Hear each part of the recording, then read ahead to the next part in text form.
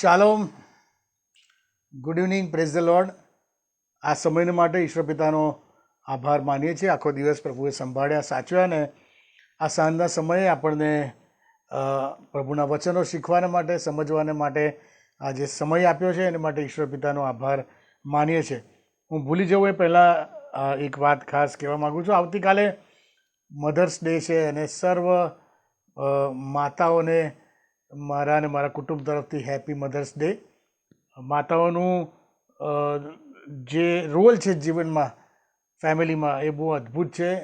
એને કોઈ પણ રીતે કોઈની સાથે કમ્પેર કરી શકાય નહીં.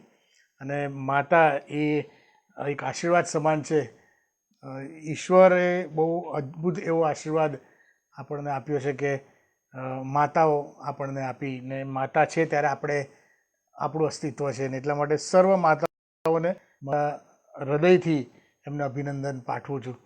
અત્યારનો સમય જે ચાલી રહ્યો છે એ દુઃખનો સમય છે, મુશ્કેલીઓનો સમય છે, પ્રોબ્લેમનો સમય છે. બહુ સાચવીને આપણે રહેવાની જરૂર છે, ચેતીને રહેવાની જરૂર છે. કામ ના હોય તો ઘરની બહાર નીકળવું નહીં, ને નીકળવાનું થાય તો વારંવાર હાથ ધોવો, સેનિટાઈઝર લગાવો, માસ્ક મોઢે બાંધો. નાકથી નીચે રાખવાનો કોઈ મતલબ નથી, નાક ઉપર રાખવાનું. હવે 2 માસ્ક પહેરવા એ જરૂરી છે, કારણ કે વાયરસ એનો રંગ બદલ્યો છે અને એટલા માટે આપણે પણ સાવચેતી રાખીએ એ બહુ જ જરૂરી છે. સારું, પ્રભુના વચનોમાં આપણે જવા માંગીએ છીએ અને આવો એ પહેલાં આપણે પ્રાર્થના કરીએ ને પછી પ્રભુના વચનોમાં આગળ જઈએ. પ્રભુ, અમે તમારી સમક્ષ અમારી આંખો ઊંચી કરીએ છીએ. તમે સહાય કરનાર ઈશ્વર છો. તમે બોલો, કેમ કે અમે સાંભળવાને માટે તૈયાર છે. અમારા કાનો તમે અંદર હૃદયના તમે ખોલો, અમારી અંતરની આંખો તમે ખોલો પ્રભુ, કે જેથી કરીને અમે તમારો અવાજ પારખી શકીએ ને તમને જોઈ શકીએ. પ્રભુ પવિત્ર આત્માદેવ, તમે અગુવાઈ કરો ને પ્રભુ આ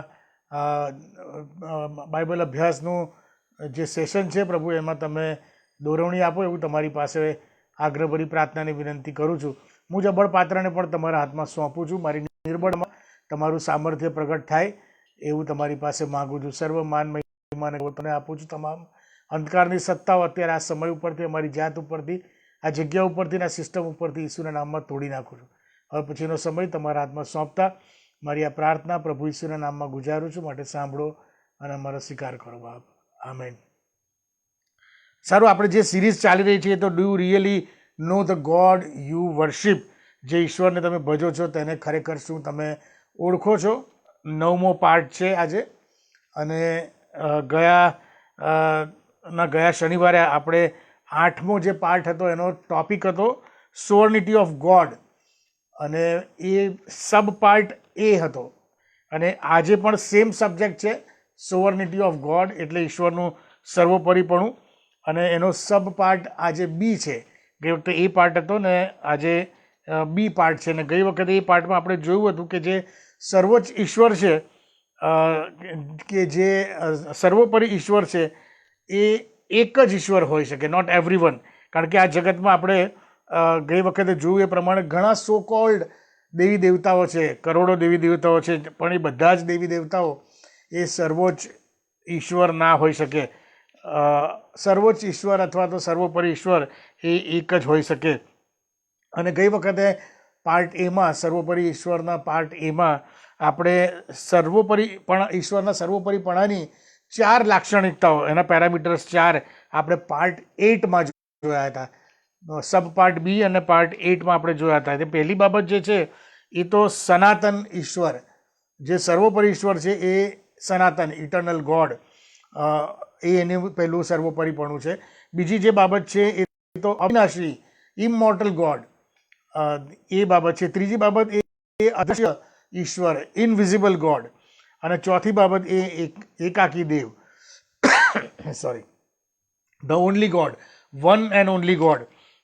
એ બાબતો આપણે જોઈ હતી. સર્વોપરી પણાની જે લાક્ષણિકતાઓ છે એની આ 4 લાક્ષણિકતાઓ દ્વારા આપણે સાબિત કર્યું હતું કે જે સાચો અને ખરો ઈશ્વર, સર્વોપરી ઈશ્વર જે કહેવાય એ તો બાઇબલનો ઈશ્વર.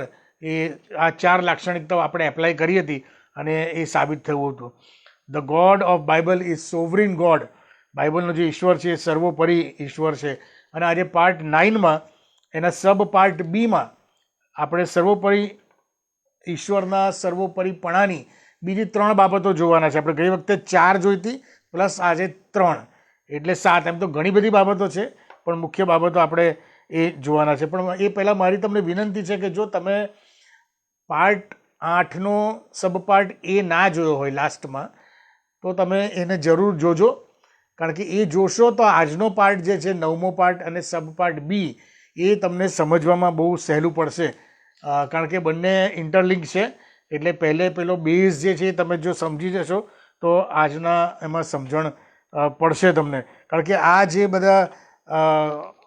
બધું જે ટીચિંગ છે એ ઊંડું છે અને કદાચ એક તરફે એટલે એક જ વારમાં કદાચ સમજણ પડે એવું શક્ય ના પણ બને, બહુ ડીપલી સમજવું પડે. અને એટલા માટે તમે જો પાર્ટ 8મો જોશો તો તમને આજનો પાર્ટ વધારે સમજણ પડશે. હવે આજે 3 બીજી લાક્ષણિકતાઓ જોવાના છે. એમાં પહેલી જે લાક્ષણિકતા છે સર્વોપરી ઈશ્વરની અથવા તો સર્વોચ્ચ ઈશ્વરના સર્વોપરીપણાની, અને એ તો છે કે હી should B a creator of entire universe. જે સર્વોપરી ઈશ્વર છે એ આખા બ્રહ્માંડ એટલે આખી સૃષ્ટિ નો સર્જનહાર હોવો જોઈએ. આ જગતમાં ઘણા બધા સો કોલ્ડ દેવી દેવતાઓ છે અને એવું કે એવી માન્યતાઓ છે. એટલે કે આ બ્રહ્માંડમાં જેટલા દેવી દેવતાઓ છે એમાં ઘણા બધાની માટે એવું દાવો કરવામાં આવે છે કે they are the creator of the universe. પરંતુ એ બાબત વિશે કોઈ વિસ્તૃત માહિતી અથવા તો સાચી માહિતી અથવા તો સાબિતીઓ આપણને ક્યાંય જોવા મળતી નથી. સંપૂર્ણ રીતે એવી કોઈ માહિતીઓ આપણને જોવા મળતી નથી. સર્જનહાર તો એક જ હોય, ટોળામાં બધું સર્જન ના કરે, ટોળું આવીને સર્જન કરે એવું ના હોય. બ્રહ્માંડની વાત કરું છું, વિશ્વની આખી સૃષ્ટિની. એટલે સર્જનહાર સર્વોપરી સર્વોચ્ચ ઈશ્વર એક જ હોય. એ ઉપરાંત આ બધા જે સોકોલ્ડ દેવી દેવતાઓ છે એમના માનનારામાંના ઘણા બધા લોકો ઉત્ક્રાંતિવાદમાં માને છે. અને આપણે ઉત્ક્રાંતિવાદ તો એ થિયરી આપણે શીખી ગયા છે આપણે સ્કૂલમાં કે પહેલે એક કોષી જીવ પેદા થયો. ક્યાંથી પેદા થયો તો એ જ જાણે, બરાબર. પહેલે એક કોષી જીવ પેદા થયો અને પછી એમાંથી બહુકોષી જીવ થયા અને પછી એમાંથી પેલું ટેડપોલ થયું ને દેડકું થયું, બેક્ટેરિયા થયું ને ટેડપોલ થયું ને દેડકું થયું ને દેડકામાંથી માછલું થયું ને, એટલે કે એક કોષી જીવ ને પછી પાણીમાંનો જીવ ને પછી સરીસૃપ ને પછી ચોપગા પ્રાણીઓ ને પછી 2 પગા પ્રાણીઓ એટલે માછલું થયું ને પછી કૂતરું ને બલાડું ને ગાય ને ભેંસ ને બકરું ને વાંદરું ને પછી છેલ્લે માણસ, બરાબર. એ ઢંગ ઢળા વગરની વૈજ્ઞાનિક રીતે કદી સાબિત ના કરી શકે એવી વાતો. અને એવા જે આ દેવી દેવતાઓ સોકોલ્ડને માનનારા એ ઘણા બધા લોકો આમાં માને છે ઉત્ક્રાંતિવાદમાં. પછી પાછા બીજા એવા કેટલા લોકો છે કે જેઓ બિગ બેંગ થિયરીને માને છે. એટલે કે બિગ બેંગ થિયરી એટલે કે પહેલે જાણે કે કશું જ નહોતું, ધેર વોઝ નથિંગ, કશું જ નહોતું અને કશું જ નહોતું ને એમાંથી મોટો ધડાકો થયો, બરાબર. અને ધડાકામાંથી એનર્જી ઉત્પન્ન થઈને એનર્જીમાંથી ન્યુટ્રોન ને પ્રોટોન ને ઇલેક્ટ્રોન ને બધા જાત જાતના ગેસીસ ને બધું ઉત્પન્ન થયું અને પછી એમાંથી આખી સૃષ્ટિનું સર્જન થઈ ગયું. હવે એ ધડાકો કોણે કર્યો ને ક્યાંથી કર્યો એનું કોઈ ધડ માથું કશું છે નહીં, બરાબર. એટલે એ કોઈ લોજિકલ બાબત છે નહીં, સાયન્ટિફિકલી કોઈ સમજી શકાય એવું નથી. ઘણા બધા લોકો એને જાત જાતના ક્લેમ કરે છે પણ અત્યારે તો હવેના જમાનામાં big bang theory A null and void થઈ ગઈ છે, એ પોસિબલ નથી એવું સાબિત થયું છે. પણ બાઇબલનો જે ઈશ્વર છે એ બાઇબલના ઈશ્વરે તેણે પોતાના સર્જન કાર્યની બહુ જ સિસ્ટમેટિકલ લોજિકલ ડે વાઇઝ દિવસ પ્રમાણે, એટલે કે કયા દિવસે તેણે શું ઉત્પન્ન કર્યું, કેવી રીતે ઉત્પન્ન કર્યું, કેમ ઉત્પન્ન કર્યું, એ બાબતોની સંપૂર્ણ અને વિસ્તૃત માહિતી એણે આપી છે. અને આપણે જાણીએ છીએ કે ઉત્પત્તિના પુસ્તકના પહેલા અને બીજા અધ્યાયની અંદર બહુ ડિટેલમાં આ બધી માહિતી આપવામાં આવી છે. અને આ બધી બાબતો જે છે એ લોજિકલ બાબતો, કોઈ મનગઢત કે કપોળકલ્પિત વાર્તાઓ નથી, પણ લોજિકલ અને વિજ્ઞાનના નિયમો સાથે સુસંગત થાય એવી બાઇબલમાં એ વાતો લખવામાં આવેલી છે.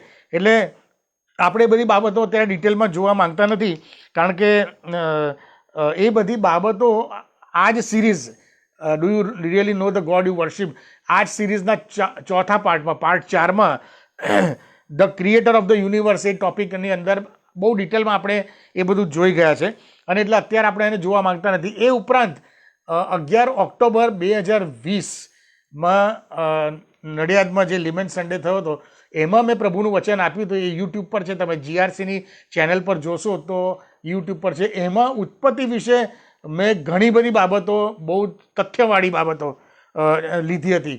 એ તમે જોશો તો તમને ખ્યાલ આવશે કે જે આપણું બાઇબલે સર્જન એટલે કે સર્જનહારની જે ઓળખ આપી છે અને જે બાબતો ઉત્પત્તિ વિશે કહેવામાં આવી છે એ કેટલી સચોટ અને વૈજ્ઞાનિક રીતે કેટલી સુસંગત છે એ બાબતો જોવા મળે છે. અને તેથી યોહાન 1 અને 3 એમાં સ્પષ્ટપણે કહે છે કે તેનાથી સગડું ઉત્પન્ન થયું. તેનાથી એટલે પ્રભુ ઈસુ ખ્રિસ્તી, તેનાથી સગડું ઉત્પન્ન થયું. એટલે જે કંઈ થયું તે તેના વિના ઉત્પન્ન થયું નહીં. આ શ્યોર શોર્ટ ક્લેમ છે, બરાબર, કે જે કંઈ તમે જોજો આગળ આપણે કલમો જોઈશું. આજે કલમો ઘણી છે એટલે મેં શાસ્ત્ર વાંચન નથી લીધું, કારણ કે એ શાસ્ત્ર વાંચનની કલમો બધી આપણે લેવાના છે, એટલે ટાઈમ બચાવવા માટે શાસ્ત્ર વાંચન નથી લીધું. પણ કે છે તેનાથી સગડું ઉત્પન્ન થયું એટલે ઈસુ ખ્રિસ્તી ઉત્પન્ન થયું. આપણે સર્વોપરી ઈશ્વરની એ પહેલી ક્રાઇટેરિયા જોઈ રહ્યા છે કે એ સર્જનહાર હોવો જોઈએ, બરાબર. એના અંતર્ગત કે તેનાથી સગડું ઉત્પન્ન થયું ને તેના સિવાય કશું ઉત્પન્ન થયું નહીં. એ જ પ્રમાણે નહેમ્યા 9, 5 અને 6 કલમમાં આ પ્રમાણે લખ્યું છે. નહેમ્યાનું પુસ્તક 9મો અધ્યાય 5મી અને 6 કલમ. આપણો દેવ યહોવા જે અનાદિ અને અનંત છે તેની સ્તુતિ કરો. જો અનાદિ અને અનંત આપણે ગઈ વખતે જોઈ ગયા હતા. આદિ એટલે શરૂઆત અને અનાદિ એટલે શરૂઆતના પહેલાંનો, બરાબર. શરૂઆત થઈ એના પહેલાંનો એટલે શરૂઆતની પહેલાંનો એ અનાદિ, આદિના પહેલાંનો અનાદિ. અને અનંત એટલે અંત પછી પણ ચાલુ રહેતો એ અનંત. એટલે આપણો જે ઈશ્વર છે એ ઘણી કલમમાં એવું લખે છે કે હું જ આદિ છું અને હું જ અંત છું. દેટ મીન્સ કે હું શરૂઆત છું ને હું અંત છું. અને અહીંયા આગળ કહે છે કે એ શરૂઆતના પહેલાંનો હતો, એટલે શરૂઆત એનામાંથી થઈ. એ તો હતો જ, પણ એનામાં શરૂઆત થઈ અને અંત પણ એનામાં થયો, અને એ પછી પણ એ છે. એનામાં શરૂઆત થઈ, એનામાં પૂરું થયું. શરૂઆત પહેલાં પણ એ હતો અને અંત પછી પણ એ છે. એનો અર્થ કે અનાદિ અને આદિ, અનંત, અનાદિ અને અનંત. આપણે એ બાબત અત્યારે જોવા માંગતા નથી, આપણે સર્જન વિશે જોવા માંગીએ છીએ, સર્જનહાર વિશે. તો કહે છે કે આપણો દેવ યહોવા જે અનાદિ અને અનંત છે તેની સ્તુતિ કરો અને એમ બોલો કે તારું બુલંદ નામ જે સર્વ ધન્યવાદ અને પ્રશંસાની પરિસીમાથી પર છે તેને ધન્ય હો. આપણે પ્રભુની ગમે તેટલી પ્રશંસા, સ્તુતિ, આરાધના કરીએ પણ એનું જે લેવલ છે ને સ્તુતિ અને પ્રશંસાનું, એ તો હજારો ને લાખો ગણું આપણે એને પહોંચી બી ના શકીએ એટલું છે. ઓકે, હવે મેઇન કલમ શું કહે છે? 6 કલમ. તું એકલો, હા તું એકલો જ યહોવા છે. આકાશ, આકાશોનું આકાશ તથા તેઓનું સર્વ તારામંડળ. જો આ ડિટેલ બધી આપેલી છે.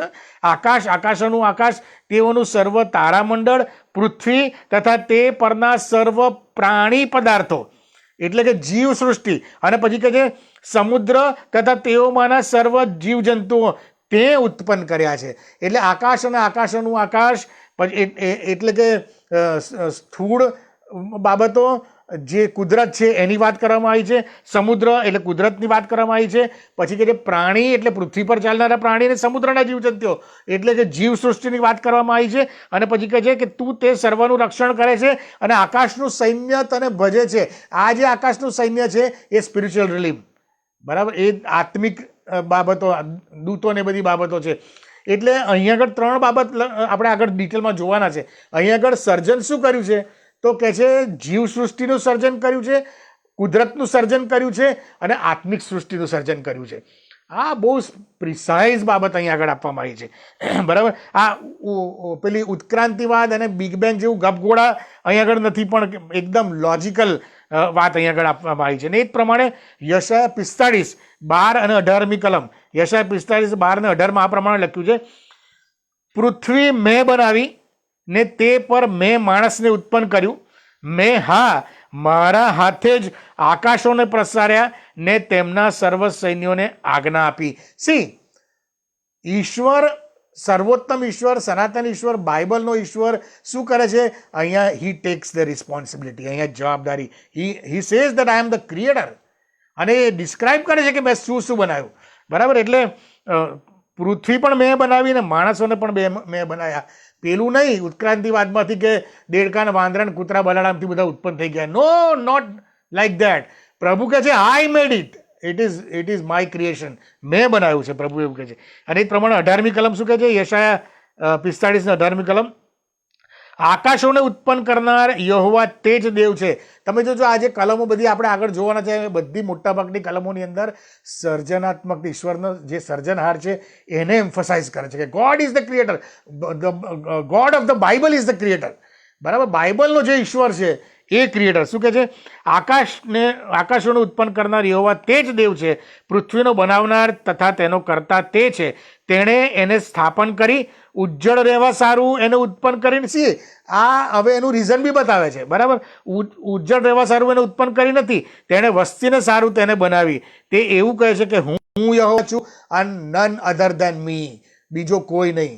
હું યહોવા છું ને મારા જેવો બીજો કોઈ નથી. આઈ એમ ધ ક્રિએટર, હું સર્જનાર છું અને મારા સિવાય બીજો કોઈ નથી. આવું બાઇબલનો ઈશ્વર સ્પષ્ટપણે કહે છે. એટલે કે સર્વોપરી ઈશ્વરની જે સર્વોપરીપણાની પહેલી લાક્ષણિકતા છે, હી ઇઝ ધ ક્રિએટર, એ બાઇબલના ઈશ્વરમાં ફિટ થાય છે. બહુ લોજિકલી, સાયન્ટિફિકલી અને એકદમ સિસ્ટમેટિકલી એ અહીં આગળ કહે છે.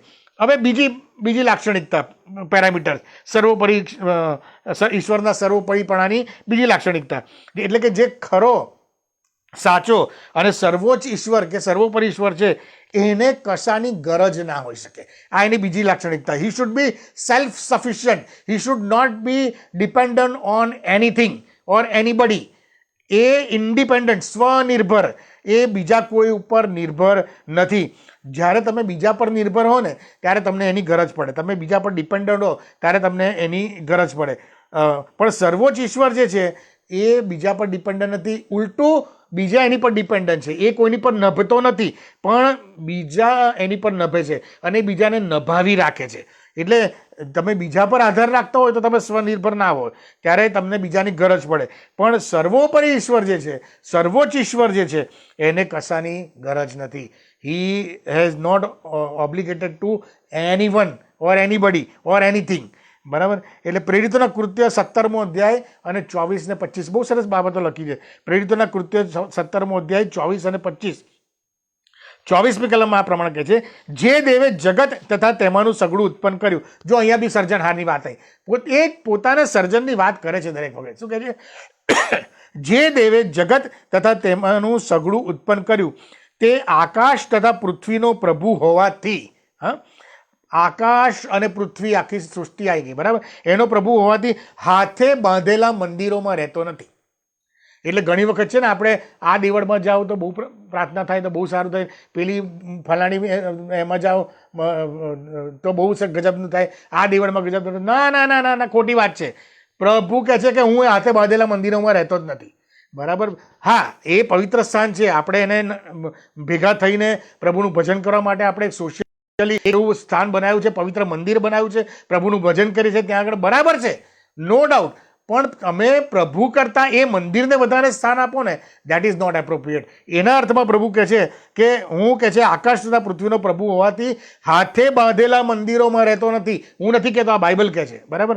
અને કહે છે તેને માણસોના હાથની સેવા જોઈતી નથી. કેમ? તો કેમ કે તેને કશાની ગરજ નથી. જો, માણસોના હાથની સેવા એને જોઈતી નથી, એને કશાની ગરજ નથી. તમે અને હું ગમે ત્યાં ગમે તે સેવા કરીએ, ઈશ્વર, he is not obligated to receive our service, our worship. બરાબર? કઈ વર્શિપ? થાલી વર્શિપ, ખોટી વર્શિપ, દેખાડાની વર્શિપ. અને પછી કેમ? તો કે જીવન, શ્વાસોશ્વાસ તથા સર્વ વસ્તુઓ તે પોતે સર્વને આપે છે. See, he is the source of life, he is the source of the breath. નાકમાંથી જે શ્વાસ નીકળે છે એ કે જે સર્વને આપે છે. માણસોના હાથની સેવા એટલે ઈશ્વરને ભજવાને માટે માણસોએ પોતે શોધી કાઢેલા વિવિધ રીતિ રિવાજો, રસ્તાઓ પોતે શોધી કાઢેલા. એટલે કે ઘણા બધા એવું માનતા હોય છે કે ભાઈ ઘણા એમ કે મંગળવારે ખાટું નહીં ખાવાનું, ગુરુવારે દારૂ નહીં પીવું, તો પછી બીજા બધા દિવસે દારૂ પીવાનું કેમ, ગુરુવારે જ નહીં પીવાનું, બરાબર? એટલે કે પછી કહે છે કાળા કપડાં શનિવારે ના પહેરું, સોમવારે હું આવું ના કરું, આમ ના કરું, તેમ ના કરું. આ બધા રીતિ રિવાજો જે ઘડી કાઢેલા છે એ બધા રીતિ રિવાજો પ્રભુ કહે છે કે મને એવી સેવા જોઈતી નથી. હું તો કે આદુ મરચાં ના ખાઉં, હું તો લસણ ડુંગળી ના ખાઉં, હું તો કે ડુંગળી બટાકા ના ખાઉં. એટલે ભાઈ પણ લાંચ ખાય છે ને, ભલે તું આદુ લસણ ના ખાતા હોય પણ ઓફિસમાં બેસીને સરકારી નોકરીમાં હોય તો લાંચ ખાય છે, એ નથી નડતું. પ્રભુ કહે છે પેલી ખોટી સેવા, મારે તમારા હાથની સેવાઓની જરૂર નથી. સ્ત્રી પર નજર કરે છે તારા કે મનમાં કીડા ચડવડે છે ને, ઉપવાસના દિવસે બી એ કરે છે ને. પ્રભુ કહે છે તમારી ખોટી સેવાઓ તમે બધી એ ધાર્મિકતાના નિયમો તમે બનાવી દીધેલા છે, મેં નથી બનાવ્યા. માણસોએ બનાવેલા ધાર્મિકતાના ખોટા નિયમોથી ઈશ્વર રાજી થતો નથી. જો કલોસીઓને લખેલું પુસ્તકને 20મો અધ્યાય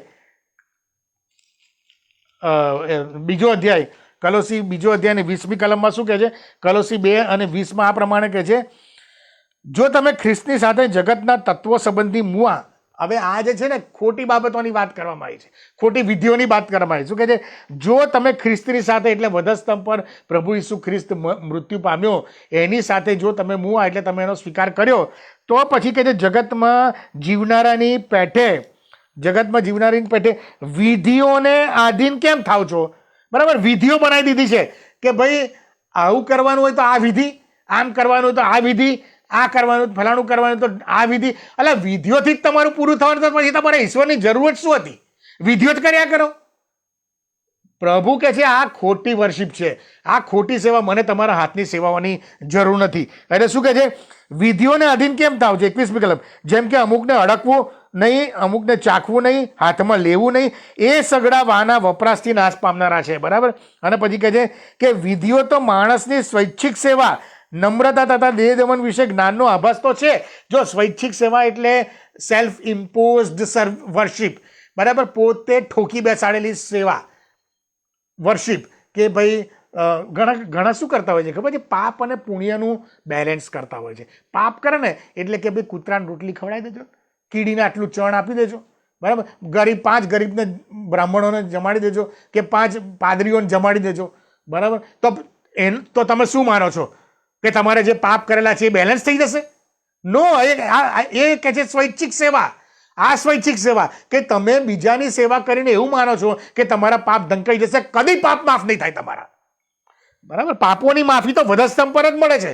એટલે કે છે કે સ્વૈચ્છિક સેવા, નમ્રતા, એ બધા કે છે જ્ઞાન તો બતાવે છે પણ શારીરિક વાસનાઓને અટકાવવાને તેઓ કોઈ રીતે ઉપયોગી નથી. તેઓ કોઈ રીતે કે છે ઉપયોગી નથી. કેમ? તમે જો 22મી કલમ શું કહે છે? એ સગડાવાના વપરાશથી નાશ પામનારા છે.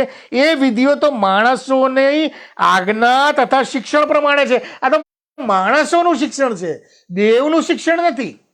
દેવનું શિક્ષણ. અને એટલા માટે કહે છે કે દેવને તમારી શું કહેવાય, હાથની સેવા એને પસંદ નથી. તો ઈશ્વરની આ ધાર્મિક, આ તો માણસોની ધાર્મિકતા છે. તો ઈશ્વરની ધાર્મિકતા શું છે? સાચી ધાર્મિકતા ઈશ્વર શામાં માને છે? ધાર્મિક.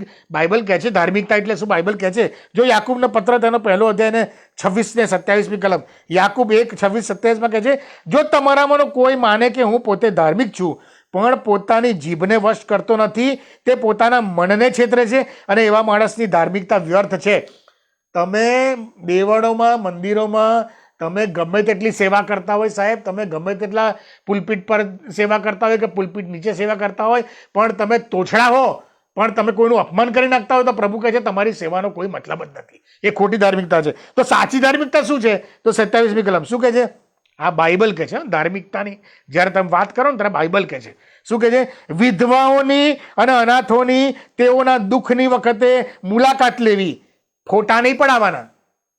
મુલાકાત લઈને ફોટા નહીં પડાવવાના, અમે આ કર્યું, અમે તે કર્યું, ફલાણું કર્યું, ઢેકણું કર્યું. નો. એમના દુઃખમાં એમની પાસે બેસો, એમને મદદ કરો. જમણા હાથે કરો ને તો ડાબો ના જાણે. જાહેર કરવાની બી જરૂર નથી તમારે. શું કહે છે? વિધવાઓની અને અનાથોની તેઓના દુઃખની વખતે મુલાકાત લેવી અને જગતથી પોતાને નિષ્કલંક રાખવો, એ જ દેવની એટલે બાપની આગળ શુદ્ધ તથા નિર્મળ ધાર્મિકતા છે. ગરીબોને, વિધવાઓને અને અનાથોને મદદ કરવી અને જગતથી પોતાને નિષ્કલંક રાખવો, એટલે કે પવિત્ર જીવન જીવવું, એ ખરી ધાર્મિકતા છે. અને એટલા માટે રૂમી 12:1-2 અંદર કહે છે કે તમારા શરીરોનું જીવતું, પવિત્ર અને દેવને પસંદ પડે તેવું અર્પણ કરો. એ જ તમારી શું છે? બુદ્ધિપૂર્વકની સેવા. પ્રભુ આ સેવા માન્ય કરશે. પ્રભુ પેલી સેવા માન્ય નહીં કરે. પ્રભુ કહે છે કે તમારા હાથની સેવાની એને જરૂર નથી, એને ગરજ નથી કે છે તમારા, કારણ કે એને કશાની ગરજ નથી કરી. તમારા હાથની સેવાની જરૂર નથી, એને તો તમારે પવિત્રતાની જરૂર છે. અને એટલા માટે ઈશ્વર જે છે એ દરેક બાબતમાં ઈશ્વર જે છે ને એ ઇન્ડિપેન્ડન્ટ છે, એને કશાની ગરજ નથી, એ સેલ્ફ સફિશિયન્ટ છે. અને તમે જોજો કે આ જગતની અંદર આપણે પાર્ટ 4માં જોઈ ગયા હતા. હું 2 મિનિટમાં એ રિપીટ કરી દઉં છું, થોડુંક ટૂંકમાં તમને કહી દઉં કે કોઈ પણ વસ્તુના અસ્તિત્વની પાછળ કોઝ હોય, એને લો ઓફ કોઝાલિટી કહે. એટલે કોઈ પણ બાબત તમે લઈ લો, એની પાછળ એ કારણ હોય, બરાબર. એટલે જેમ કે આ મારું શર્ટ છે, તો શર્ટ ક્યાંથી બન્યું? કાપડમાંથી. કાપડ ક્યાંથી આવ્યું? રૂમાંથી. રૂ ક્યાંથી આવ્યું? છોડવામાંથી. છોડવો ક્યાંથી આવ્યો? પૃથ્વીમાંથી. પૃથ્વી ક્યાંથી આવી? ઈશ્વરે બનાવી. આકાશમાંથી, બ્રહ્માંડમાંથી. બ્રહ્માંડ ક્યાંથી આવ્યું? તો ઈશ્વરે બનાવ્યું. તમે કોઈ પણ વસ્તુ, ખીલ્લી લઈ લો, ખીલ્લી ક્યાંથી આવ્યું? તો કે લોખંડ. લોખંડ ક્યાંથી આવ્યું? તો કે જમીનમાંથી. જમીનમાંથી ક્યાંથી આવ્યું? તો કે ખાણમાંથી. ખાણ ક્યાં? તો કે પૃથ્વીમાંથી. અને પૃથ્વી ક્યાંથી આવી? તો બ્રહ્માંડ. બ્રહ્માંડ ક્યાંથી આવ્યું? ઈશ્વર. બધી બાબત ઈશ્વર પર જઈને અટકે છે. તમે કોઈ બી બાબત લઈ લો, એટલે he is not dependent on anything, we are dependent on him. અને એટલા માટે મૂસાને ઈશ્વરે શું કીધેલું? કે હું જે છું તે છું. આઈ એમ ધેટ આઈ એમ. હું કોઈની ઉપર ડિપેન્ડ નથી, મારી ઉપર બધા ડિપેન્ડ છે. He is self existed, he is self sufficient, એને કશાની જરૂર નથી. અને એટલા માટે જે ઈશ્વરને કશાની જરૂર હોય, કશા ઉપર ડિપેન્ડ કરતો હોય, તો એ સર્વોપરી ઈશ્વર નથી. જે ઈશ્વર માણસની કલ્પના પ્રમાણે ઘડવામાં આવેલો હોય અને માણસની કલ્પના પ્રમાણે એને સ્વરૂપ અને આકાર આપવામાં આવેલો હોય, એવો ઈશ્વર કદી પણ સર્વોપરી ઈશ્વર કે સર્વોચ્ચ ઈશ્વર હોઈ ના શકે. કેમ? કારણ કે એના અસ્તિત્વનો આધાર તો શું છે? માણસની કલ્પના છે. એ માણસની કલ્પનાથી તારે એનું અસ્તિત્વ થયું. He is not self dependent. એ માણસના મગજનું તૂત છે. એટલે એ જે ઈશ્વર છે એ તો કાલ્પનિક ઈશ્વર છે. It is not real. એ સત્યથી વેગળો છે. અને એટલા માટે સર્વોપરી ઈશ્વર જે છે, સર્વોચ્ચ ઈશ્વર છે, એ કોઈની ઉપર ડિપેન્ડ નથી, એને કશાની ગરજ નથી. He is self sufficient, he self existed છે, એ સ્વનિર્ભર છે. આ બીજી બાબત. પહેલી બાબત આપણે જોઈ, એ ક્રિએટર છે, આખી સૃષ્ટિનો સર્જનહાર છે. બીજી બાબત છે, એ કશા પર નિર્ભર નથી, એ સેલ્ફ સફિશિયન્ટ છે, એ કોઈની પર ડિપેન્ડ નથી. અને હવે ત્રીજી બાબત જે છે, ત્રીજી લાક્ષણિકતા છે, એ સર્વોપરી ઈશ્વરના સર્વોપરીપણાની, એ તો એ છે કે હી is in control of everything. બધું જ એમના નિયંત્રણમાં હોય. આ ત્રીજી લાક્ષણિકતા છે કે જે સર્વોપરી ઈશ્વર છે એના અખત્યારમાં બધું જ છે, એ સઘળું મેન્ટેન રાખે છે, એ નિભાવી રાખે છે. અને એટલા માટે હિબ્રુ 1 અને 1-3 માં આ પ્રમાણે લખ્યું છે. હિબ્રુ 1 અને 1-3, એક્સક્યુઝ મી, એમાં કહે છે કે પ્રાચીન કાળમાં પ્રબોધકો દ્વારા આપણા પૂર્વજોની સાથે દેવ અનેક વાર તથા અનેક પ્રકારે બોલ્યો. આ કલમનો આપણે ઉપયોગ નથી અહીંયા, પણ દેવ પ્રબોધકો દ્વારા આપણી સાથે વાત કરતો હતો. અને બીજી કલમ, તે આ છેલ્લા સમયમાં પુત્ર કે જેને તેણે સઘળાનો વારસ ઠરાવ્યો અને વળી જેના વડે તેણે જગતોને ઉત્પન્ન કર્યા. સી આ પાછું સર્જનહાર આવ્યો અહીંયા, બરાબર, કે પુત્ર દ્વારા એણે પુત્રને વારસદાર ઠરાવ્યો અને એના વડે એને ઉત્પન્ન કર્યો. હી ઇઝ ધ ક્રિએટર. અને તે દ્વારા તે આપણી સાથે બોલ્યો. હવે ત્રીજી કલમ, તે તેના ગૌરવનું તેજ. કોના ગૌરવનું તેજ? પ્રભુ ઈસુ ખ્રિસ્ત દેવના ગૌરવનું તેજ, બરાબર. તે તેના ગૌરવનું તેજ તથા તેના સત્વની, એટલે એના essence, the very core of the God, બરાબર, એના સત્વની આબેહૂબ પ્રતિમા છે. અને પોતાના પરાક્રમના શબ્દથી સઘળાને શું કરે છે? નિભાવી રાખે છે. તે પાપનું પ્રાયશ્ચિત કરીને મહાન પિતાની જમણે તરફ ઉચ્ચ સ્થાને બેઠેલો છે. He is a living God. આજે પણ એ જીવે છે. પણ એ મુખ્ય બાબત શું છે? એ સઘળાને નિભાવી રાખે છે, એ સઘળાને સસ્ટેન કરે છે, એને મેન્ટેન કરે છે. એ જ પ્રમાણે કલોસી 1:16-17 પણ આ જ સંદર્ભમાં વાત લખવામાં આવી. શું કહે છે? કલોસી 1:16-17 કહે છે, 16મી કલમ, કેમ કે તેનાથી બધા ઉત્પન્ન થયા. જો પાછી ઉત્પત્તિની વાત આવી, સર્જનહારની વાત આવી. જે સર્વોચ્ચ ઈશ્વર છે ને એ સર્જનહાર હોય અને હોય જ. એ જો સર્જનહાર નથી તો એ સર્વોચ્ચ નથી. બરાબર? એટલે કે કેમ કે તેનાથી બધા ઉત્પન્ન થયા જે આકાશમાં, આ સમજો, આ બહુ અગત્યની વાત છે, જે આકાશમાં તથા જે પૃથ્વી પર, જે આકાશમાં છે તથા જે પૃથ્વી પર છે, જે દ્રશ્ય તથા અદ્રશ્ય છે, રાજ્યાસનો કે રાજ્યો કે અધિપતિઓ કે અધિકારીઓ, સર્વ તેની મારફતે તથા તેને સારું ઉત્પન્ન થયા. 17મી કલમ, તે સર્વ કરતા આદિ છે અને તેનાથી સર્વ વ્યવસ્થિત થઈને રહે છે. પહેલે શું કહે છે? હિબ્રુ 1:3 શું કહે છે? એ સઘળાને નિભાવી રાખે છે. અને અહીંયા આગળ શું કહે છે? એનાથી સર્વ વ્યવસ્થિત થઈને રહે છે. નિભાવી રાખવું અને વ્યવસ્થિત થઈને રહેવું એ અલગ વસ્તુ છે. હવે અહીંયા રાજ્યોના અધિપતિઓને બધું આપણે જોવા માંગીએ છીએ એ આગળ શું છે. એટલે જે બાબત અહીં લખી છે રોમી 1:3 કે સસ્ટેન, ઇંગ્લિશ બાઇબલમાં લખેલું છે કે હી સસ્ટેન્સ, એ ટકાવી રાખવું. સસ્ટેન એટલે નિભાવી રાખવું. એનો અર્થ એવો થયો કે એ જો ના ટકાવી રાખે ને તો શું થાય? તો આખી સૃષ્ટિ જેનું સર્જન છે ને બધું નાશ પામી જાય, એ ફિનિશ થઈ જાય. જો એ નિભાવી ના રાખે તો એ ફિનિશ થઈ જાય, એનો નાશ થઈ જાય. એટલે અહીંયા જે he is the source of life, he is source of my existence and your existence and he is the source of the whole universe. એ યુનિવર્સ એક્ઝિસ્ટન્સ એના લીધે જ એનાથી આખું અસ્તિત્વ ટકી રહે છે, નિભાવી રાખે છે. કારણ કે તેનાથી જ સગળું ઉત્પન્ન થયું છે. અને એટલા માટે ટકી, જો જે સર્જનહાર હોય ને એ જ ટકાઈ શકે, એ જ નિભાઈ શકે, બીજો કોઈ ના નિભાઈ શકે. કારણ કે સગળાનો આધાર એના ઉપર છે. He is the controller of everything. એ સગળું એના નિયંત્રણમાં છે. એટલે he is the controller of everything. હવે જો કલોસી 1:16-17 હમણાં આપણે જોયું, એમાં કહે છે કે તેનાથી જ બધા ઉત્પન્ન થયા. બધામાં શું શું લખ્યું છે? બધામાં શું શું લખ્યું છે? તો કે છે જે આકાશમાં છે તથા જે પૃથ્વી પર છે, જે દ્રશ્ય છે તથા જે અદ્રશ્ય છે, એ બધું તેણે ઉત્પન્ન કર્યું. હવે દ્રશ્યમાં શું શું આવે? જે દ્રશ્ય છે એમાં શું શું આવે? તો કે આપણે પહેલે તો માણસ, પ્રાણીઓ, પંખીઓ, એટલે કે જીવ સૃષ્ટિ જે દેખાઈ રહી છે. અને દ્રશ્યમાં બીજું શું આવે? તો કુદરત આવે, નેચર આવે. એટલે કે ઈશ્વરે જેને બનાવ્યું એ તો શું? તો કે ઝાડપાન, નદી નાળા, સમુદ્ર, સૂર્યચંદ્ર, તારાઓ, આ બધી બાબતો દ્રશ્યમાં આવે. એટલે દ્રશ્યમાં બે બાબત આવે. એક તો જીવ સૃષ્ટિ, એટલે તમે અને હું અને પ્રાણી સૃષ્ટિ, એ જીવ સૃષ્ટિ. અને બીજી જે બાબત આવે એ કુદરત કે નેચર, આ દ્રશ્યની અંદર આવે. અને આ બંને બાબતોનો કંટ્રોલ કોની પાસે હોઈ શકે? જે સર્વોચ્ચ ઈશ્વર, જે સર્વોપરી ઈશ્વર છે એની પાસે. કેમ? કારણ કે એ એનો જ સર્જનહાર છે. અને એટલે એનો કંટ્રોલ છે એની પર, જીવ સૃષ્ટિ પર એનો કંટ્રોલ છે. અને એટલે માથી 10:29 એવું કહે છે કે તેની ઈચ્છા વગર એક પણ ચકલી ભોંય પણ પડતી નથી.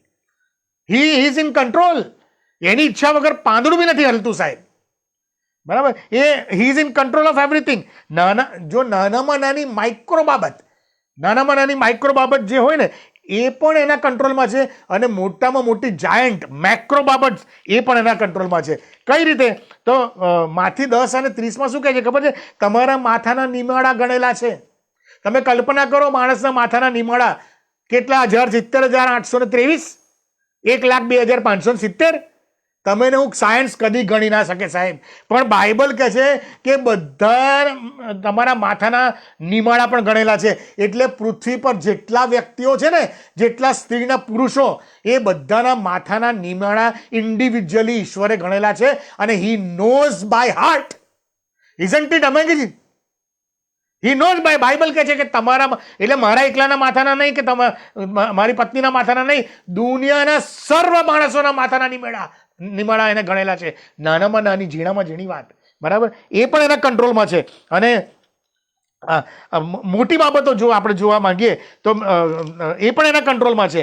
ગઈ વખતે પાર્ટ 4 આપણે જોયું તો બહુ મોટી મોટી બાબતો આપણે એમાં જોઈ હતી. અને તારાઓ વિશે આપણે જોયું હતું કે આકાશમાં જે તારાઓ છે એની ગણતરી વિશે આપણે ખૂબ ડિટેલમાં જોઈ ગયા હતા. એટલે કે બિલિયન્સ અને ટ્રિલિયન્સ અને ઝિલિયન્સ અને બ્રાઝિલિયન્સ તમને બોલતાય ના આવડે સાહેબ, એવી અસંખ્ય એ તારાઓને એટલી મોટી સંખ્યા કે આપણે એ જે તારાનું બધું ડિસ્ક્રિપ્શન આપણે જોયું હતું, VY મિજોરિસ, જે કેનિસ મિજોરિસ એ તારો સૌથી મોટો બ્રહ્માંડનો તારો, એમાં કંઈ કેટલા લાખ સૂર્યો આવી જાય આપણા, અને કેટલા કરોડ આપણી પૃથ્વી આવી જાય. એવા તારાઓ, જાયન્ટ તારાઓ બનાવનાર એ ઈશ્વર છે. અને શું કહે છે ખબર છે? આપણે માઇક્રો જોયું, તમારા વાર ગણેલા છે, અને એમાં મેક્રો તો કે છે, શું કહે છે ખબર છે? યશાયા 40:25 ને 26 આ પ્રમાણે કહે છે. યશાયા 40:25 કે છે, વળી પવિત્ર દેવ પૂછે છે કે તમે મને કોની સાથે સરખાવશો કે હું તેના જેવો ગણાવ? આટલા કરોડો દેવી દેવતાઓ તમે બનાવી દીધા છે, તમે કોની સાથે મને કમ્પેર કરશો? હું કોણ છું, તમે મને કોની સાથે કમ્પેર કરશો? કે તમારી દ્રષ્ટિ ઊંચી કરીને જુઓ કે છે, આ બધા તારા કોણે ઉત્પન્ન કર્યા છે? કે આ બધા એમણે કર્યા છે? God of Bible says no, it is created by me, I have created it. He claims it, he takes responsibility. અને શું કહે છે? તમે કહે છે કે એ બધા તારા કોણે ઉત્પન્ન કર્યા છે? તે મહાસામર્થ અને બળવાન હોવાથી. કોણ?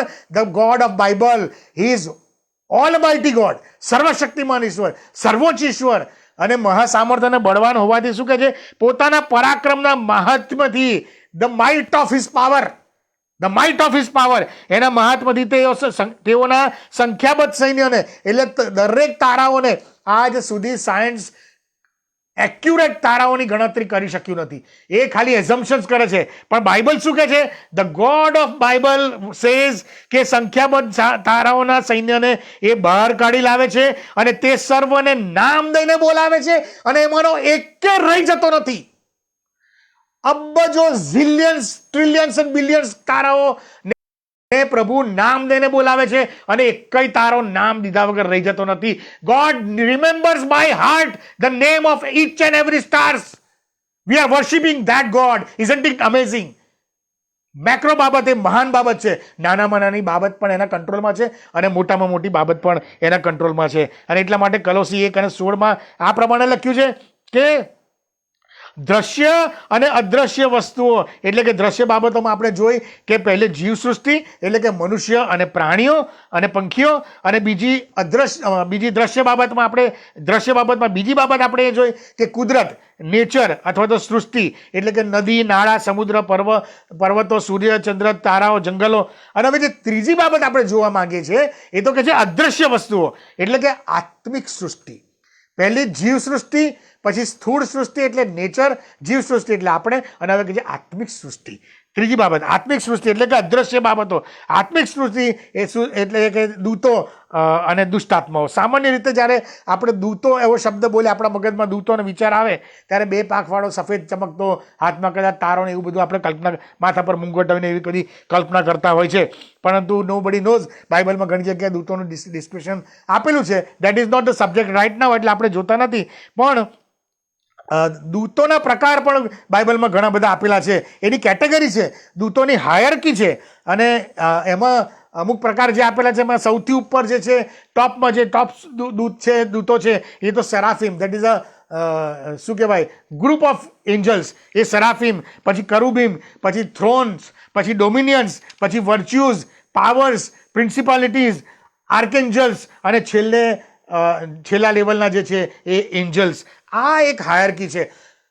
અદ્રશ્યની અંદર આ ઈશ્વરે બનાવેલું છે, આ સર્જન કરેલું છે. અને એટલા માટે કલોસી 1:16 અદ્રશ્ય સૃષ્ટિની જે વાત કરી છે એમાં જે લખ્યું છે, રાજ્યાસનો કે રાજ્યો કે અધિપતિઓ કે અધિકારીઓ સર્વ તેની મારફતે, આ જે અમુક કેટેગરી, દૂતોની કેટેગરી આપેલી છે. અને એ જ પ્રમાણે દુષ્ટાત્માઓની પણ કેટેગરી છે, એમની પણ હાયરકી છે.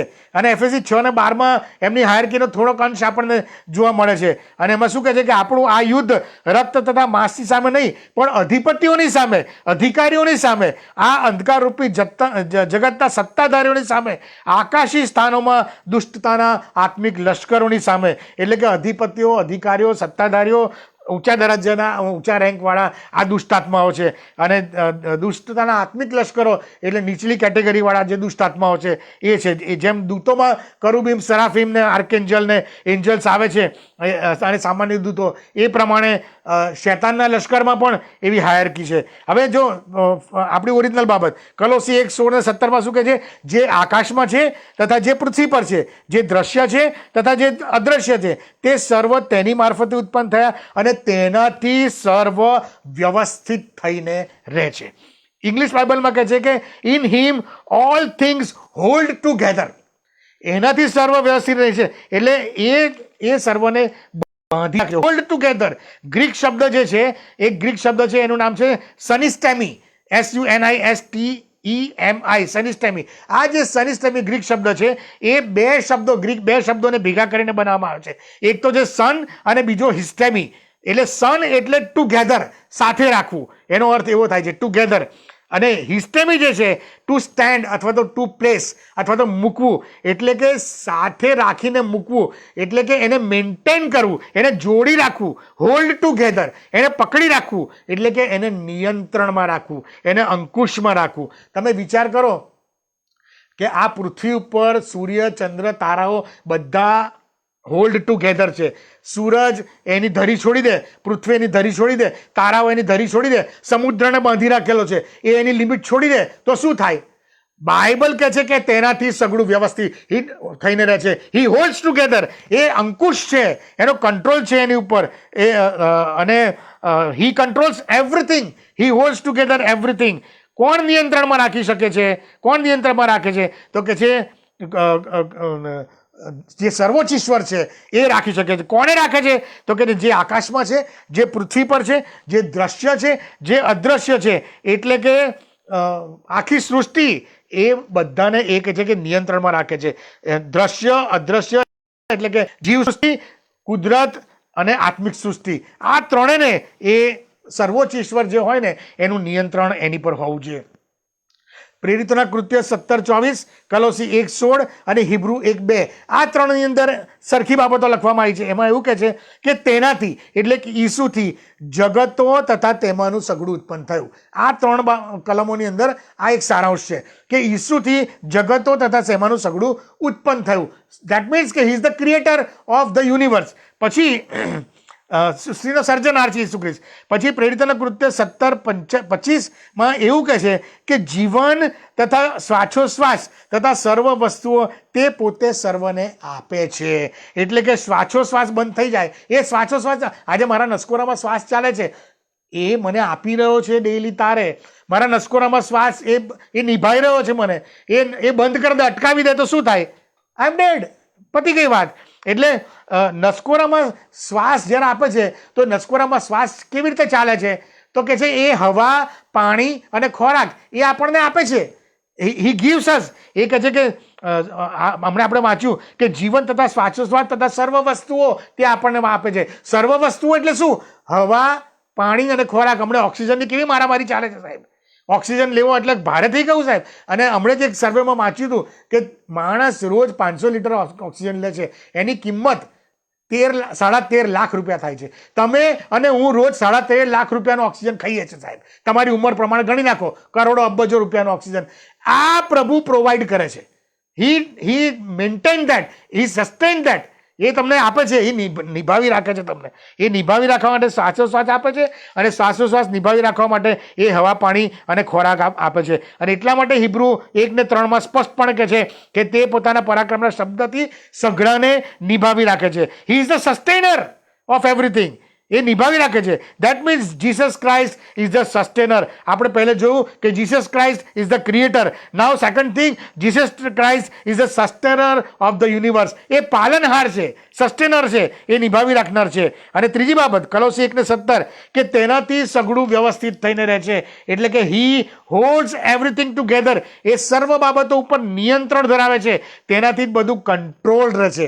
એ સગળું કંટ્રોલ રાખે છે. સૂર્ય, ચંદ્ર, તારાઓ, સમુદ્ર, બધું પ્રાણીઓ પક્ષીઓ બધું કંટ્રોલ રાખે છે. That means that Jesus Christ is the controller. He is the creator, એ સર્જનહાર છે. હી ઇઝ ધ સસ્ટેનર, એ પાલનહાર છે. એને કશાની જરૂર નથી, એ બીજા પર આધાર રાખતો નથી, પણ બીજા એની પર આધાર રાખે છે. અને ત્રીજી બાબત, હી ઇઝ ધ કંટ્રોલર, એ નિયંત્રક છે. આ સર્વોપરીપણાની ઈશ્વરના સર્વોચ્ચ ઈશ્વરના સર્વોપરીપણાની આ 3 લાક્ષણિકતાઓ છે. એટલે આ બ્રહ્માંડનું સમગ્ર બ્રહ્માંડનું જે શું કહે છે સર્જન, એટલે કે જે આકાશમાં છે અને જે પૃથ્વી પર છે, જે દ્રશ્ય છે અને જે અદ્રશ્ય છે, એટલે કે સમગ્ર સૃષ્ટિ, એટલે કે મનુષ્ય, સમગ્ર જીવ સૃષ્ટિ, એટલે કે મનુષ્ય અને પ્રાણી પંખીઓ, સમગ્ર સ્થૂળ સૃષ્ટિ એટલે કે કુદરત અને નેચર, એટલે નદી નાળા સમુદ્ર પર્વતો ઝાડ પાન સૂર્ય ચંદ્ર તારાઓ, અને ત્રીજી બાબત સમગ્ર અદ્રશ્ય સૃષ્ટિ એટલે કે આત્મિક સૃષ્ટિ, આ સ્પિરિચ્યુઅલ રિલીમ. આ 3 બાબતોનો સંપૂર્ણ સર્જનહાર એ તમારો અને મારો બાઇબલનો ઈશ્વર છે. અને એ જ સર્વોપરી ઈશ્વર છે. અને આ 3 પર એ પ્રભુત્વ ટકાવી રાખે છે. એનો સર્વોપરીપણો એની ઉપર ટકાવી રાખે છે. So the supreme God must be the creator of the universe, એ સમગ્ર સૃષ્ટિનો સર્જનહાર હોવો જોઈએ.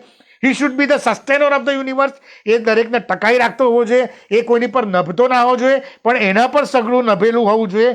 એ નિભાવી રાખતો હોવો જોઈએ, પાલનહાર હોવું જોઈએ. અને ત્રીજી બાબત, he must be the controller of everything, એ સમગ્ર સૃષ્ટિ પર એનું નિયંત્રણ, એટલે કે સમગ્ર સૃષ્ટિમાં 3 બાબતો આવી ગઈ: જીવ સૃષ્ટિ, સ્થૂળ સૃષ્ટિ અને આત્મિક સૃષ્ટિ.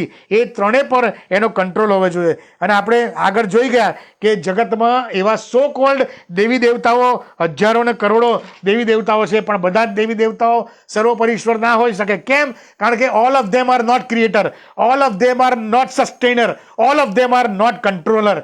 આ 3 ગુણો એમનામાં ફિટ થતા નથી. એ તો એક જ માં થાય છે, અને એ તો પ્રભુ ઈસુ ખ્રિસ્ત. અને એટલા માટે પેરામીટર્સમાં જે શૂટ થતા નથી એ સર્વોચ્ચ ઈશ્વર ના કહી શકે. જીવ સૃષ્ટિ એટલે મનુષ્ય પ્રાણી પંખી, સ્થૂળ સૃષ્ટિ એટલે કુદરત અને નેચર, આત્મિક સૃષ્ટિ એટલે દુષ્ટાત્મા અને દૂતો. આ બધાને જે કંટ્રોલમાં રાખે, વ્યવસ્થિત રાખે, નિભાવી રાખે, જેની પર અધિકાર ચલાવી શકે, એ જ સર્વોચ્ચ ઈશ્વર કહેવાય. અને સમસ્ત બ્રહ્માંડમાં ફક્ત પ્રભુ ઈસુ ખ્રિસ્ત એકલો જ ઈશ્વર છે જે આ 3 પર અધિકાર રાખે છે. તો તમે કહેશો કે એની સાબિતી શું સાબિતી કે પ્રભુ ઈસુ ખ્રિસ્ત આ 3 પર અધિકાર રાખે છે? તો 10 મિનિટમાં હું બંધ કરવા પ્રયત્ન કરીશ. અને એ કહે છે કે માથીની લખેલી સુવાર્તાનો એનો 8મો અધ્યાય, માથીની લખેલી સુવાર્તા એ આ 8મા અધ્યાયની અંદર, માથી 8ની અંદર બહુ ગજબનો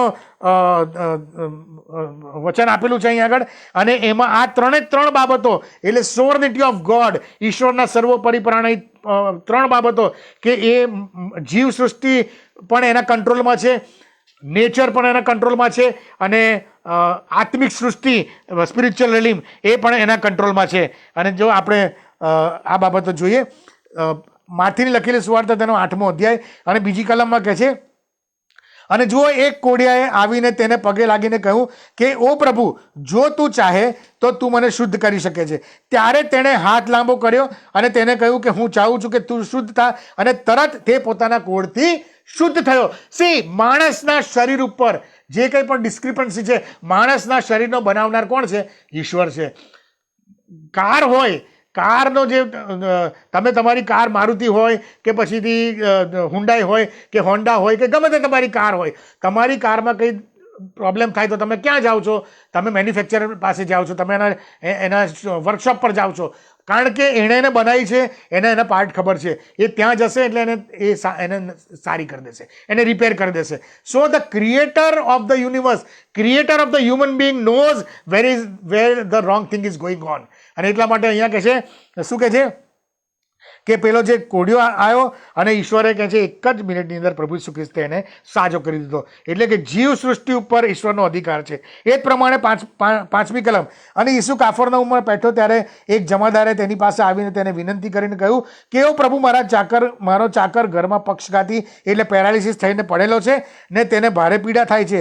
ત્યારે તે તેને કહે છે કે હું આવીને તેને સાજો કરીશ. ઈસુ જમાદારને કહે છે હું આવીને સાજો કરીશ. અને જમાદારે ઉત્તર દીધો કે પ્રભુ, તું મારા છાપરા તળે આવે એવો હું યોગ્ય નથી. તું કેવળ શબ્દ કે એટલે મારો ચાકર સાજો થશે. ઓકે, પછી એના વિશ્વાસની વાત કરવામાં આવે છે. પણ પછી 13મી કલમ તમે જુઓ.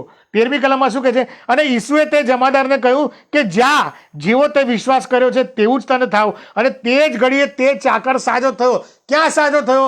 ઈસુ તો ક્યાંય બેઠેલો, ચાકર ક્યાંય હતો, એ તો અડક્યોય નહોતો, ચાકરને જોયોય નહોતો ને કશું જ નહોતું. અહીંથી જ શબ્દ બોલ્યો. તે પોતાના પરાક્રમના શબ્દથી સઘળું વ્યવસ્થિત રાખે છે. હમણાં આપણે જોઈ ગયા, બરાબર. અને ત્યાં શબ્દ બોલ્યો અને ચાકર સારો થયો. He has control on the જીવ સૃષ્ટિ, પ્રાણી સૃષ્ટિ, એની ઉપર એનો કંટ્રોલ છે. એ સાજો કરે. પછી જો 14મી કલમ.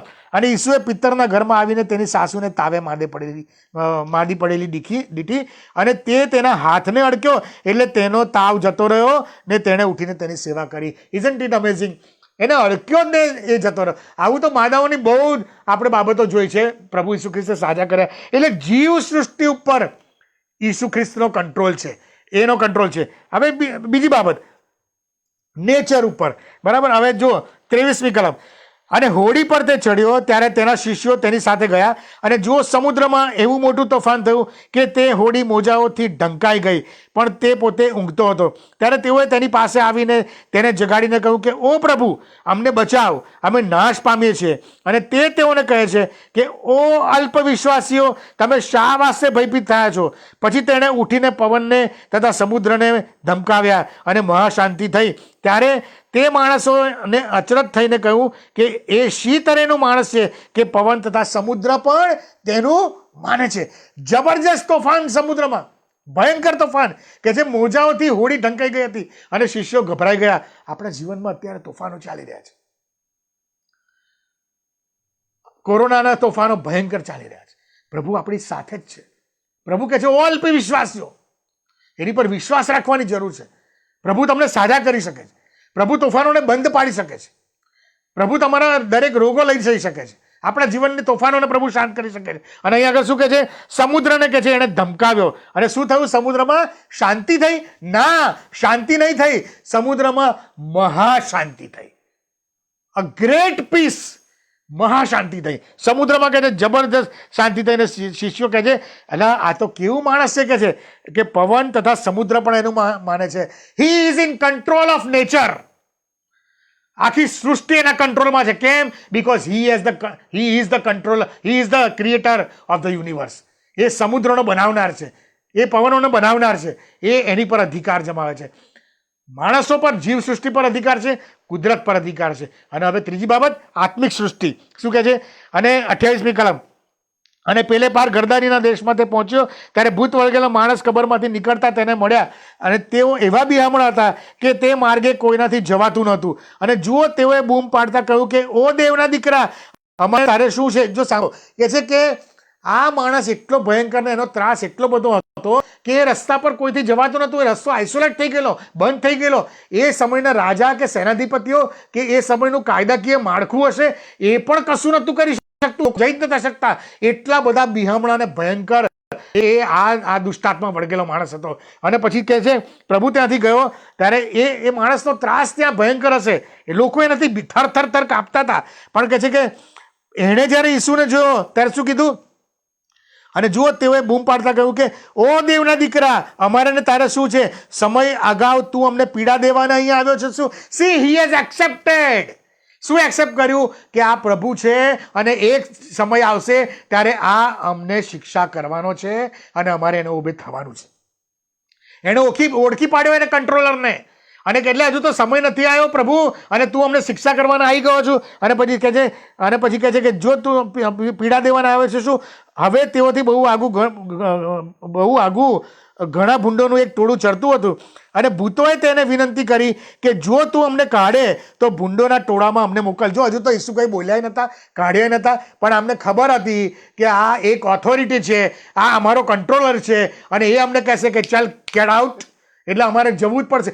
જે રસ્તા પર કોઈથી જવાતું નહોતું એ રસ્તો છોડીને હવે આ સ્પિરિચ્યુઅલ રિલીમ, આ દુષ્ટાત્માઓ નીકળવાને માટે તૈયાર થઈ ગયા. કેમ? Because Jesus Christ is the controller of the spiritual realm. એનો અધિકાર છે, એનું પ્રભુત્વ છે. અને એ અહીંયા આગળ કબૂલ કરે છે અને એટલા માટે કહે છે જો તું અમને કાઢે તો અમને ભૂંડોના ટોળામાં મોકલ. અને તેણે તેમને કહ્યું કે જાઓ. પછી તેઓ ભૂંડોમાં બેઠા અને કહે છે કે આખું ટોળું કરાડા પરથી સમુદ્રમાં ધસી પડ્યું. અને તમને ખબર છે એ એ એ ભૂંડો કેટલા હતા? જો માર્કની લખેલી સુવાર્તા અને 6ઠ્ઠી કલમથી. પણ ઈસુને દૂરથી જોઈને તેઓ દોડી આવ્યા. કોણ? 1લી કલમથી. અને તેઓ સમુદ્રના પાર ગેરસાનીમાં દેશમાં ગયા અને તે હોડીમાંથી ઉતર્યો ત્યારે કબ્રસ્તાનમાંથી અશુદ્ધ આત્મા વળગેલો એક માણસ તેને મળ્યો. તે કબ્રસ્તાનોમાં રહેતો હતો અને સાંકળોએ પણ કોઈ તેને બાંધી શકતો ન હતો, કેમ કે તે ઘણીવાર બેડીઓએ તથા સાંકળોએ બંધાયો હતો ને તે સાંકળો તોડી નાખીને બેડીઓ ભાગી નાખતો હતો ને તેને કોઈ વશ કરી શકતો નહોતો. અને તે નિત્ય રાત દાડો પહાડોમાં તથા કબરોમાં બૂમો પાડતો હતો. ઓકે, એ બધી બાબતો. અને 7મી કલમ. અને મોટે ઘાટે પોકારીને બોલ્યો, ઈસુ પરાત્પર દેવના દીકરા, મારે ને તારે શું છે? હું તને દેવના સમ દઈને કહું છું કે તું મને દુઃખ ન દે. See, he accept he is the controller. Jesus Christ is the sovereign God. એનું પ્રભુત્વ છે. કેમ કે તેણે તેને કહ્યું હતું કે અરે અશુદ્ધ આત્મા, તું એ માણસમાંથી નીકળ. અને તેણે તેને પૂછ્યું કે તારું નામ શું છે? અને તેણે ઉત્તર આપ્યો કે મારું નામ સેના છે, કેમ કે અમે ઘણા છે. અને તેણે વિનંતી કરી કે આ દેશમાંથી, એટલે આ શરીરમાંથી કાઢી મૂકતો નહીં. પણ હવે ત્યાં પર્વતની બાજુમાં ભૂંડોનું એક ટોળું મોટું ચરતું હતું અને તેઓએ તેને વિનંતી કરી કે તે ભૂંડોમાં અમે પેસે માટે અમને તેઓમાં મોકલ. અને તેણે રજા આપી અને અશુદ્ધાત્માઓ નીકળીને ભૂંડોમાં બેઠા. અને તે ટોળામાં આશરે કેટલા? 2000 ભૂંડો હતા. એટલે એ માણસની અંદર 2000 દુષ્ટ આત્માઓ હતા અને 2000 દુષ્ટ આત્માઓ ઈસુના તાબામાં હતા. Jesus Christ was the controller of the spiritual realm. Isn't it amazing? અને આજે સાંજે આપણે વિચાર કરીએ, આપણે જે ઈશ્વરને ભજીએ છીએ એ ઈશ્વર જીવ સૃષ્ટિ પર કંટ્રોલ કરે છે. તમારા અને મારા શરીર પર, મારા રોગો પર એનો અધિકાર છે. વાલાઓ, આજે આ કોરોનાના સમયમાંથી આપણે પસાર થઈ રહ્યા છે. બીવાની જરૂર નથી. આપણે એવા ઈશ્વરના અંડરમાં છે, આપણે એવા ઈશ્વરને ભજીએ છીએ કે જે કંટ્રોલર કોનો છે? એ જીવ સૃષ્ટિનો છે, એ આખા કુદરતનો, નેચરનો કંટ્રોલર છે અને આત્મિક સૃષ્ટિનો કંટ્રોલર છે. એ તમારો ને મારો પ્રભુ છે. જો કે સમુદ્ર ચડી જાય અને પર્વતો ચડી જાય અને સમુદ્રનું પાણી વલોવાય તો પણ હું કહે છે બીશ નહીં. ઉથલ પાથલ થાય કે છે તો પણ હું બીશ નહીં, કેમ કે તું મારી સાથે છે. જો કે મરણની છાયાની ખીણમાં થઈને હું ચાલું તો પણ હું કોઈ ભૂંડાઈથી બીશ નહીં, કેમ કે તું મારી સાથે છે. તારી લાકડી તથા તારી છડી મને દિલાસો દે છે. વાલાઓ, આજે જો તમારા કુટુંબમાં તમે જો માંદગીમાં ફસાયા છો, તમે કોરોનાની માંદગીમાં ફસાયા છો, તમે કોઈ બી માંદગીમાં ફસાયા છો, તમારા કુટુંબમાં કોઈ બી માંદગીમાં ફસાયા છો, તો તમે એક વસ્તુ વિચારો કે તમે જે ઈશ્વરને ભજો છો, પ્રભુ ઈસુ ખ્રિસ્ત, he is the creator of the universe, he is the sustainer of the universe. એ નિભાઈ રાખે છે, એ ઉત્પન્ન કરે છે, નિભાઈ રાખે છે. અને હી is the control of the, એના હાથમાં બધું જ છે. He is the controller. અને કહે છે કે વિશ્વાસ સહિત કરેલી પ્રાર્થના માદાને બચાવશે અને જો તેણે પાપ કર્યા છે તો તેને માફ કરવામાં આવશે અને પ્રાર્થના પરિસ્થિતિને બદલે છે. અને વાલાઓ, આપણે પ્રાર્થના કરીએ આપણા માદાઓને માટે અને માદાઓ સાજા થશે, ચમત્કારો થશે. કારણ કે તમારો અને મારો ઈશ્વર એ કોઈ સો કોલ્ડ માણસોની કલ્પના પ્રમાણેનો ઈશ્વર નથી. He is a sovereign God. એ સર્વોચ્ચ ઈશ્વર છે, એ સર્વોપરી ઈશ્વર છે. અને પ્રભુ તમારા જીવનની બધી પરિસ્થિતિઓ દૂર કરશે. આપણે ગઈ વખતે જે ઈશ્વર સર્વોપરી ઈશ્વરના જે 4 ગુણો જોઈ ગયા હતા, આજે 3 ગુણો જે આપણે જોઈ ગયા છે. પહેલો ગુણ હતો એનો સનાતન ઈશ્વર, ગયા વખતમાં અવિનાશી ઈશ્વર, બીજો, ત્રીજો અદ્રશ્ય ઈશ્વર, ચોથો એકાકી ઈશ્વર, અને આજે જે જોયા એ સર્જનહાર, પાલનહાર અને નિયંત્રક. એ સર્વનો નિયંત્રક ઈશ્વર. વી વર્શિપ સચ ટાઈપ ઓફ ગોડ. આપણે આવા ઈશ્વરને ભજીએ છીએ. આપણે કેમ બીવાનું? આપણે કોનાથી બીવાનું? આપણે કોઈનાથી બીવાની જરૂર નથી.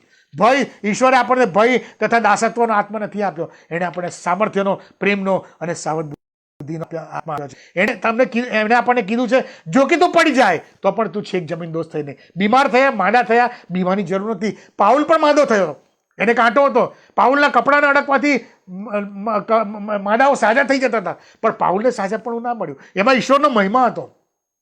ગભરાશો નહીં, બીસો નહીં, પ્રભુની હજુરમાં આવો, વિશ્વાસથી આવો અને પ્રભુ તમને સાજાપણું આપશે. પ્રભુ તમારી સાથે રહે. આ દિવસોની અંદર આપણે બધા એક થઈએ, મજબૂત થઈએ, પ્રભુની આગળ નમી જઈએ, એને જોઈએ અને એટલા માટે મારી આ સિરીઝ છે, do you really know the God you worship? જે ઈશ્વરને તમે ભજો છો એને ખરેખર શું તમે ઓળખો છો? એ કેટલો મહાન છે, સર્વોપરી ઈશ્વર છે, કોઈ એના જેવો નથી. He is in control of everything. બધું જ એના અંડરમાં છે. પ્રભુ આ સમજવાના માટે તમને અને મને સહાય કરે. ગભરાશો નહીં, બીસો નહીં, પ્રાર્થના કરો અને પ્રાર્થના પરિસ્થિતિ બદલશે. આવો આપણે પ્રાર્થના કરીએ. પ્રભુ, અમે તમારો આભાર માનીએ છીએ, કારણ કે તમે આવા અજાયબ ઈશ્વર છો પ્રભુ, સામર્થ્યવાન ઈશ્વર છો પ્રભુ. તમે અમારા બનાવનાર છો, અમને નિભાવી રાખનાર ઈશ્વર છો અને અમને વ્યવસ્થિત કરનાર, અમારું નિયંત્રણ કરનાર ઈશ્વર છો પ્રભુ. તમારો આભાર માને. આ જગતના કોઈ વાનાઓ, કોઈ બીમારી, કોઈ કુદરતી આફતો કે કોઈ દુષ્ટાત્માની તાકાતો અમને સ્પર્શ કરી શકનાર નથી, કારણ કે તમારું વચન કહે છે કે દુષ્ટ તને સ્પર્શ કરી શકશે નહીં. બસ પ્રભુ, અમે આટલું જ શીખી જઈએ પ્રભુ. જે વાલાઓએ આ વચન સાંભળ્યું છે એમના હૃદયમાં તમે બળ ને સામર્થ્ય આપો, તમારી પરનો વિશ્વાસ આપો, અને હજુ જે સાંભળવાના છે એમને પણ તમે મજબૂત કરો એવું તમારી પાસે માંગીએ છીએ. ખાસ પ્રાર્થના કરીએ છીએ પ્રભુ, જગતમાં તમારા લોકો પ્રભુ જે આ કોરોનાની બીમારીમાં છે, મુશ્કેલીમાં છે, તકલીફોમાં છે પ્રભુ, અત્યારે તમારું વચન કહે છે કે પ્રાર્થના પરિસ્થિતિ બદલે છે, અને અમે પ્રાર્થના કરીએ છીએ પ્રભુ. તમારું વચન કહે છે વિશ્વાસ સહિત કરેલી પ્રાર્થના માદાને બચાવે છે, અને અમે વિશ્વાસ સહિત પ્રાર્થના કરીએ છીએ પ્રભુ.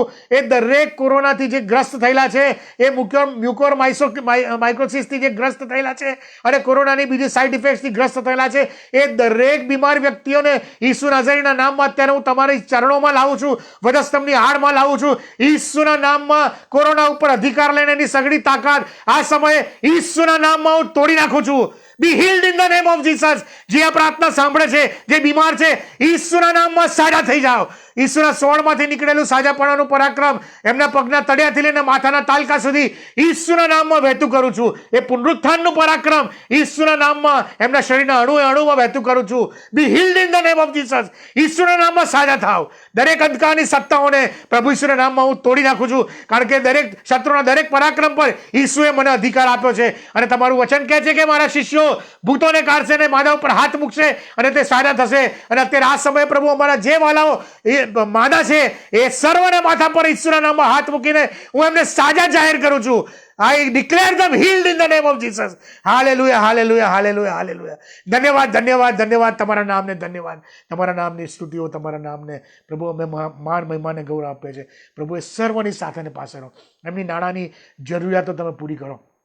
એમની દરેક ડર, બીક, ચિંતા, ભય, નિરાશા, હતાશા એમના કુટુંબમાં, એમના પોતાના હૃદયની અંદર જે કંઈ પણ શેતાને કુયુક્તિઓ વાવી હોય એ બધી દૂર થાય, અને તમારી શાંતિ જે માણસની સમજ શક્તિની બહાર છે એ એમના હૃદયોની અને મનોની સંભાળ રાખે પ્રભુ. એવી પ્રાર્થના કરું છું પ્રભુ. તમે એમને સંભાળો, સાચવો, તમારી પરનો વિશ્વાસ વધારો, એવી અમારી પ્રાર્થનાની વિનંતી અમારા ધન્ય સ્વામી પ્રભુ ઈસુના નામમાં ગુજારું છું. માટે સાંભળો અને અમારો સ્વીકાર કરો. Amen. Thank you very much. God bless you. પ્રભુ તમને આશીર્વાદ કરે. Good night.